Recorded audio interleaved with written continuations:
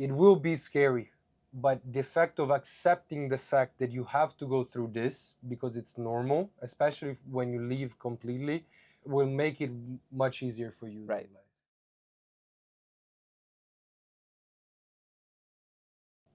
Welcome everybody to this first episode of International Lives, the podcast about everything you need to know if you want to move abroad or study abroad. I'm Lorenzo, nice to meet you. I'm an international student at Santa Monica College. I come from Italy. And today we are in Westwood, Los Angeles. And with me, I have one of my best friends, which is... I'm Matteo Romano. I'm from Milan, Italy, and I'm an aspiring writer. And I'm here in LA to study film at UCLA Extension.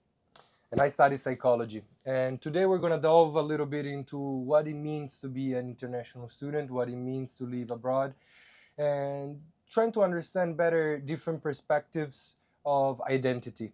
Today we're going to structure this conversation more like a chit chat. We just wanted to gather some information for you guys to know and to better understand what's going on when you live on the other side of the world. Well, one of the first things that a lot of people ask me is, how did you change moving to LA? Or what did you gain from this experience? And actually, I think one of the best starting point to starting to understand this is the idea of not only citizenship, but physical person in this country. Because many times we think that we're going to move our life to another country and a lot of things are going to stay the same, but we take for granted too many things. I do believe that a lot of times we tend to be more optimistic, and yes, when you move you gain a lot of experience and you understand better traits of yourself, but a lot of things intertwine, especially when we talk about politics, we talk about voting, we talk about what can I do, what laws apply to me, what do I have to do. And this can be kind of difficult to navigate at the beginning. But my first question for you probably is going to be, how do you feel this has impacted you through the years? Because you've been here for how long? 4 years almost? 4 years. 4 years.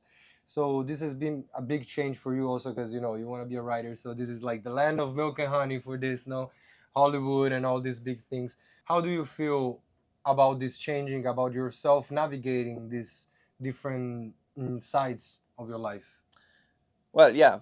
First thing, I think we both had the same experience in terms of when you're in your own country and you're planning to move here. I think it's natural to think of the place you're gonna move to as a kind of a perfect land where you're not gonna have problems, and you kind of like, I don't know, kind of transfer the things that you're liking in your life back home, and you think everything's gonna be perfect when you're gonna move to your dream town or whatever. But it's rarely that way, like everything in life. Of course, that doesn't mean there's not. I mean, there's a lot of pros about moving abroad to a new city, and you do gain a lot of experience. But there are like a lot of challenges, both like psychological and obviously practical, bureaucratic as well, as you mentioned.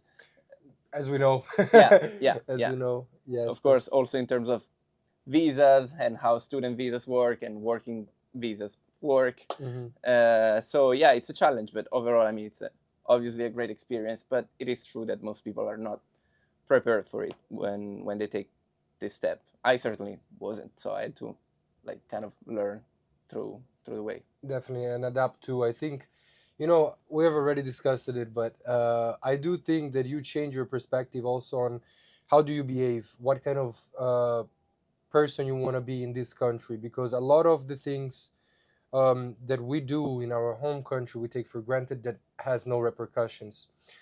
Given that we are under a visa, there is a federal visa, and so we are technically under federal laws, and a lot of state laws do not apply for us. For instance, we are in California right now, laws for marijuana consumption do not apply for us, or we can lose our visa. It doesn't? It doesn't. It doesn't. I didn't know that. And how do you think people can understand better, and what should they ask themselves before they want to do this step, before they say, okay, let me take this big step? Because I think a lot of people, as we said, not only they believe that it's going to be easy, or maybe they don't have the conception. And don't get me wrong, I don't think it's bad. I think it's just different from what people think. And there are a lot of the backsides, of the backstories, I would say, that need to be understood understood better. I do feel there is something called the wheel of privilege, which is a diagram showing different parts of privilege in nowadays society in America, which is, to give a brief the description, is basically different angles of a wheel that explain your level of privilege, quote unquote, based on language, citizenship, education, money, neighborhood, healthcare. And I see that many things that we used to give taken for granted, for instance, we're in Italy, certainly on the lower hand of that wheel. Yes, here. Yeah, but back here, home, obviously, we would have a different perspective, which gives us another lens to see society through. So my question for you is like, how do you think these things changed coming from Italy to America? Like, how did your life change more on a practical level, maybe? Right. Well, personally, for me, I think the biggest challenge is, well, I'm still in school, so I haven't finished my studies yet, but there's this, I don't know, looming deadline. Basically, if you're a student here, you know that, I don't know, you're going to be studying for 2, 3, 4 years maybe. If you're an international student, after that, you're probably going to apply for OPT. Which is optional practical training. Right. And yeah, it's basically a permit to work in the US for a year in your field of study.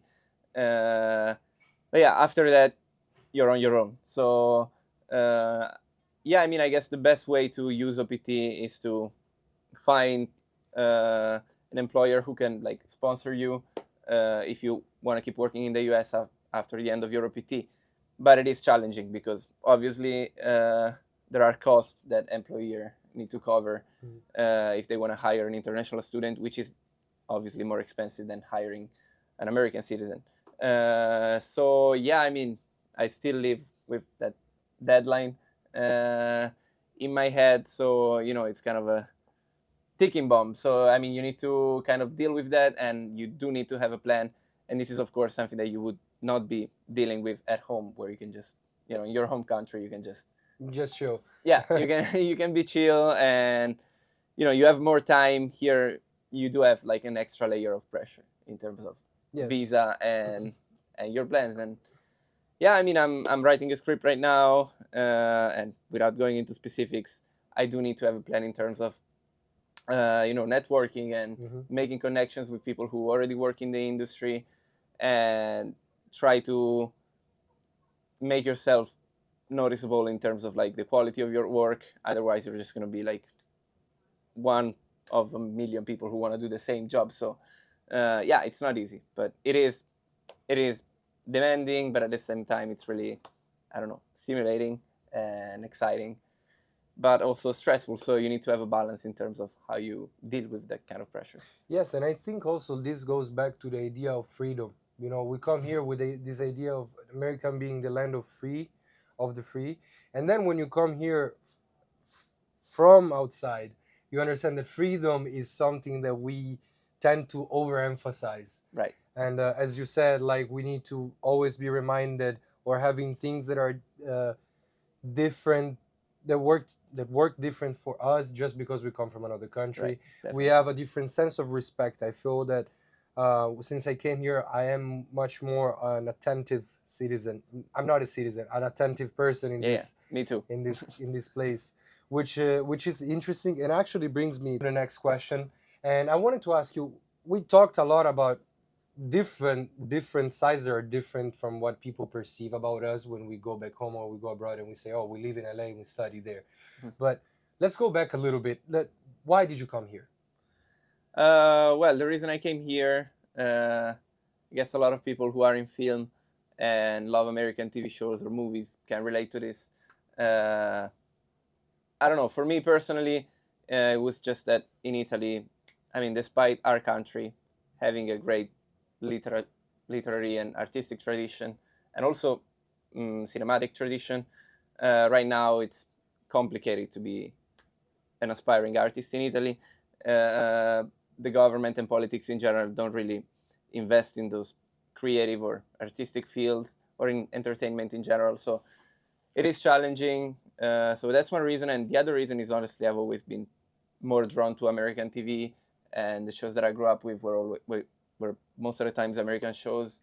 And yeah, in terms of storytelling, there's just a lot of content that is not necessarily there's not an audience for it in Italy, but more like the industry is not really drawn to produce that kind of content. So for me, I mean, I guess since I was like 14 or 15, probably like, yeah, 2 years into high school, I've always wanted to come here. So it took a bit of time since I'm 26 now.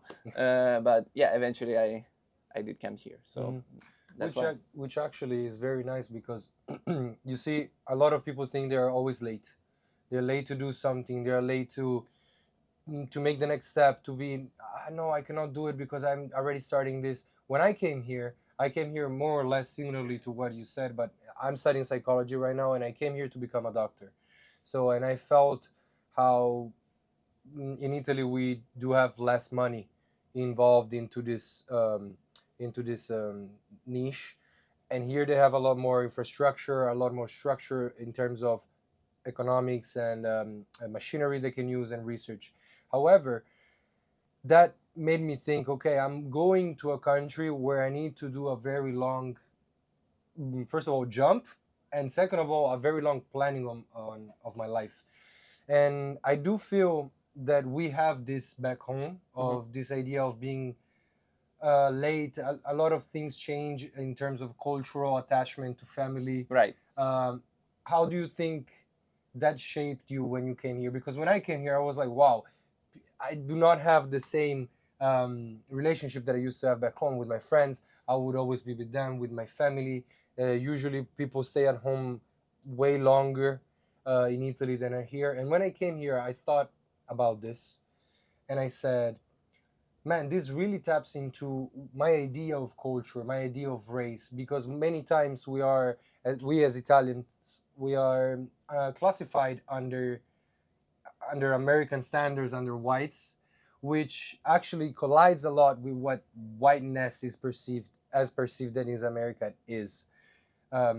So what do you think about this? How do you think this relates to your industry? Is there many Italians there? Do you feel that warmth that we were talking about, or what do you think? I mean, I'm not in the industry yet because, as I said, I'm still in school. So I don't know if I can have the most reliable answer in terms of how many Italian people work in the industry. I guess Hollywood is shifting a little bit toward more global international productions. So it's not based only in LA like it used to be just a few years ago. I guess there's a lot of people working in film in terms of independent productions in New York for sure, because it's full of Italians there. In LA, I would say it's definitely more challenging to be an outsider. I mean, there's much more focus now in terms of bringing into the industry minorities. I'm talking about race minorities or sexual minorities. So there's a lot of attention to that right now. But in terms of like international students from Europe, we're usually not considered much in terms of like quotas. So it is challenging, but yeah, I mean, it's challenging for everybody. Obviously, it's harder coming from the outside in terms of visas, as I said before. But I mean, you can always like shift that into an advantage coming from a European country, and especially Italy, which, I mean, as I said, has a great literary tradition. If you want to be a writer or a creative in general, I think growing up in Italy does provide you with a lot of Definitely. tools, culture, and just even growing up in European cities or Italian cities that are so beautiful, and you're immersed basically in art and culture and architecture since you're a kid. So you just absorb that kind of sensitivity to beauty, I would say. So yeah, I mean, it's great if you want to be in art or any creative field. You can definitely use that to your advantage, because yeah, I mean, life in the US and culture in the US and architecture in the US is definitely different. Let's just say that. So yeah, definitely different, and it's something that you end up thinking a lot in your day to day, because when you come here for vacation, you say, "Oh, this is so nice! All this money, all this brilliant people, all these ideas, and then you have to face a lot of the things that you didn't think about. So, okay, everything costs something. In Italy, we're not used to it. We have a lot more free things. Right. Yeah. The division in economical status for the neighborhoods. You go to Beverly Hills, it Right. Yeah. looks like a movie, and then you go to Central LA, and you're like, I'm Where not am even I? in the Yeah, same. Yeah. So, and there are things that you don't think you would think so much until you're here. And then also, as you said, I really liked your the idea of being immersed in this culture, because one thing that I remember my first year was like, wow, I miss the sound of the churches, the bells ringing Right. of the churches, because it's something so cultural. So in terms of identity, it makes you really, really profoundly connected to certain aspects of what you used to have, and you try to implement in a new frame that is American society, which is completely different. Taxation is different. Right. Work, as we said, is different. There are many, many different sides of the same thing. And I found very interesting because we are in very different fields, Right. and even in academics, I can see these things that you just explained, how globally it's moving, how research works, where people that have the money to found research go and take prospect researchers. And one thing that I really liked about all this international community that we have here is the connections that you make. We live, for context, we live in a cooperative housing with a lot of people from outside, a lot of exchange students, and we get in contact with so many cultures that are completely different, and one would think that are completely detached from one another, and then you find small things that are very similar to your own culture. And I want to ask you, how do you feel about this mix of cultures, in terms of your writing?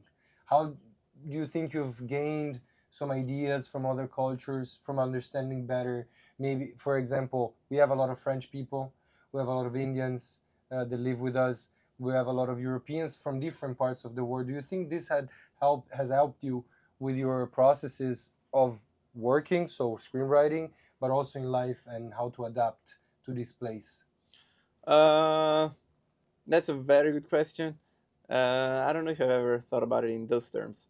I don't know. In terms of the scripts that I write, my genre, or at least the works that I'm doing up until this point, are mainly like political dramas, but they're all set in the U.S. So I guess I'm more focused on trying to absorb how Americans think, and how Americans think about public life and politics.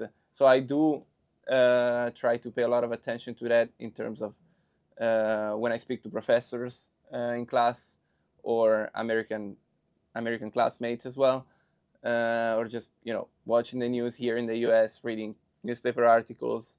But yeah, so I don't know. Obviously, in terms of how it changed me as a person to live among people from all over the world, because we have friends from India, we have friends from like other European countries like France, Spain. We have friends from Japan, so kind of all over the place. Bosnia. Great Bosnian friends. Yeah, right. Latin America as well. So, I mean, really, we covered the whole planet. So, yeah, I mean, after a certain point, after the first few months living here, you maybe start giving it for granted. I don't think you even realize the impact and how much it changes you, because it does open, and sometimes you just find yourself talking with people from a country that you only heard like 2 or 3 times in your life, and then you start having a conversation, an all-nighter with someone from literally like, I don't know, the other side of the world.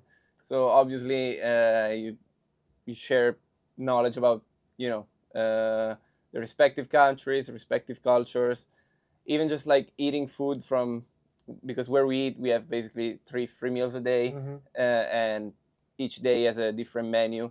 So we have like Indian night or Asian fusion night, Italian night. So just like also getting in contact with different cuisines. Yeah, it's great. It makes you richer as a person, opens you to new perspectives. So that is obviously great. And how do you feel in terms, because you said that you pay especially attention to when Americans speak. Right. And what do you think is the biggest difference between their framework of speech or mentality and maybe ours or other cultures that are not Americans? Right. And how do you feel they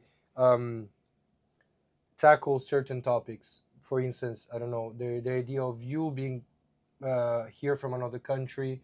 Do you feel they are more open? We're also in LA, so it's kind of like biased opinions. But how do you feel? Do you think they think differently because they were born here from a certain family, or it's something more that they acquire later on in life? I mean, I do think there are structural differences in terms of culture and social psychology as well. It's interesting. I was just thinking yesterday. I mean, we're recording this the day after the Knicks pulled off like the greatest comeback in the history of NBA finals. Crazy one. Right, crazy one. And I was just thinking yesterday after watching the game, or when I was watching the game actually, how much more individual even basketball is in the US compared to Italian basketball or European basketball in general, where they're much more focused on team strategy, team tactics, even the way people who go to watch the game at the stadium experience the game. It's much more collective, while in the US there's a lot of focus on for example, a biggest star in the team, and there's this kind of narration of the biggest star carrying the whole team and the whole city actually on its back. Yeah, I guess US is definitely more individualistic in terms of way of life than Europe is, and again, there's pros and cons obviously. There's a lot of even in the NBA there's a lot of focus on entertainment. So yeah, as I was saying, US is definitely more individualistic in terms of way of life in general, dating, friendship. Definitely. Yeah, definitely. Work. But yeah, pros and cons. Definitely, there's more. It's easier to make way for yourself, I think, in a lot of fields, and there's more openness to new ideas, a fresh individual approach, your own personal voice. Again, I'm talking about my field here, but if you want to work in arts, the most valuable thing that you can have, if you want to work in Hollywood or in the recording industry, in the movie industry, whatever, is that you have your own personal voice. And this is a good aspect, I think, of a very individualistic culture like what they have in the US, because they do value your own individual voice and your perspective on things and your worldview in general. So that's a thing that I really value a lot here. And then there's negative aspects that maybe we don't like so much being from Europe, in terms of sometimes relationships or friendships can feel more transactional in the beginning, I would say. And it's harder to get very close to someone in a short time, while I think in Italy is much easier. Yes. Also, I do believe there are some things, for instance, you mentioned Bosnia, no? Right. Which is a primarily Muslim country and very small, with a very low percentage of immigrants, right? Because they're usually the ones that emigrate. And that made me think a lot about how do we approach different races, different cultures in this country, and how do we approach it in Italy? I felt there is like a big difference between also language. For instance, we are perceived as the aliens, if you want to term we want to use a very strong word, but when we are home, we perceive other people as aliens, right? And that made me think a lot about okay, why do I relate more to somebody that's speaking my own language? The emotional attachment that we have to the language, the different personalities almost we develop when we speak another language. And then the more you get used to that language and the more you get comfortable with the language talking, the more you understand that that perspective of yourself is part of yourself, but it's something that you don't think you ever would reach before you move here, right? So, and for you, for example, you write in English. Right. And how does that feel for you? That's a good question. I mean, writing in English, I guess I'm a screenwriter. I want to work in TV.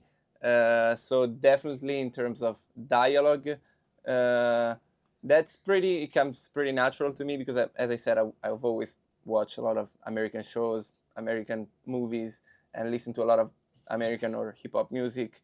So I kind of have developed that rhythm in my head. And when I think of dialogue, I do think in English. Scene description is a bit trickier, and yeah, it would be easier in Italian, but you know, like after a little bit, you get used to it. But yeah, in terms of like how we relate to people in terms of the language we speak, I guess it's definitely easier, at least in the beginning, to be closer to someone who speaks your own language because, well, naturally you can communicate more layers of meaning through a language that you must master at your best, right? So of course in your native language it's easier to express, I don't know, feelings more in depth, and it just comes more natural. But after a little bit, I mean, our English is pretty good, not perfect. But you always have that accent. There's, oh, you're Italian. I was like, yeah, right. Yes, you are. And that is also frustrating because as much as you want to be part of this society because you dreamt about it, you have that drive, you have that push, still you are perceived as different. Right. To a certain extent. But that can be used as a pro. Yeah, it's not. Yeah, it's not. I mean, people usually don't mean harm in that way. For us, Right. because we're Italians. That's also true. You Yeah, know what it I really mean? depends where you're from, obviously. Yeah. Which and it's sad because in the frame of American society, of American perspective, I have friends from Iran, for example. I have friends from Africa, but not African American, from Africa, which in American society they think African American determines. I'm gonna say describes also African culture from Right. mainland, Which is really not the case. It's very not the case. And these little shades of differences, and I would use the term privileges because sometimes in America, what is lacking is the real understanding of what's behind. Right. Because it's such a melting pot of everything that's completely true. Yes, that we tend to mix and think that everything are very close. Yeah, and sometimes people stop at stereotypes. Like, for example, being Italian, New Jersey. Right. I mean, Sopranos. yeah, there's a lot of superficial understanding of foreign cultures, I would say. Yes. And yeah, I mean, obviously, yeah, as you said, it's a great melting pot, so it's not easy to be familiar with all types of cultures. But definitely not. Yeah, stereotypes, they usually tend to make bonding on a deep level harder because before even getting to know the person, you already have an idea that could be misleading without knowing that. So it's not necessarily intentional, but yeah, it is a problem that we do face here, I would say. And going back to the original theme of this whole podcast is to provide you with some information that you might not see, because when I moved here, when he moved here, nobody was speaking about this. And it's very interesting because a lot of the people that contact me have a lot of dreams, which are amazing. When I came here, I had 5 luggages, no idea what I was going to do, but a dream in my head. That's my starting line when I talk with somebody about this. But at the same time, what do you think people should understand better of moving away, especially into the US, but because we live here, and maybe what is the advice you would give to yourself when you came here, and how is that specific thing important right now for you? Good question again. I definitely would say I mean, on one hand, it's really hard to tell somebody who's especially very young. Like I came here when I was 22. He came here when he was 19. So when you're that young and you have a very big dream, it's really hard to sometimes ground it in how working in the US actually works. Yeah. So sometimes it's not necessarily bad that it has that kind of a dreamish component to it in the beginning, because I mean it's still a drive that you have, and it pushes you into coming here, and then you do have time to reassess, which doesn't mean give up on your dream, but like be more practical about it, and understand the journey that you have to make to actually get where you want. And it's hard in the beginning because obviously from the outside you don't know the system that well. But what I would say, well, certainly be more mindful of the psychological challenges of living away from home, and which is not being scared. I want to stress and emphasize this because it will be scary, but the fact of accepting the fact that you have to go through this because it's normal, especially when you leave completely, will make it much easier for you in life.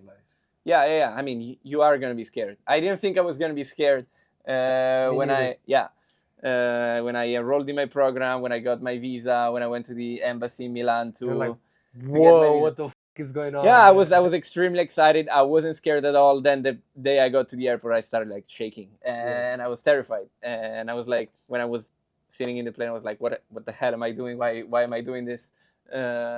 So yeah, I mean, you definitely have those moments where you feel like the rug is being pulled out from under your feet, but that is just part of the process, and it is normal, and you can just get better at it with experience. So I don't think there's a way that you can skip that phase. But at the same time,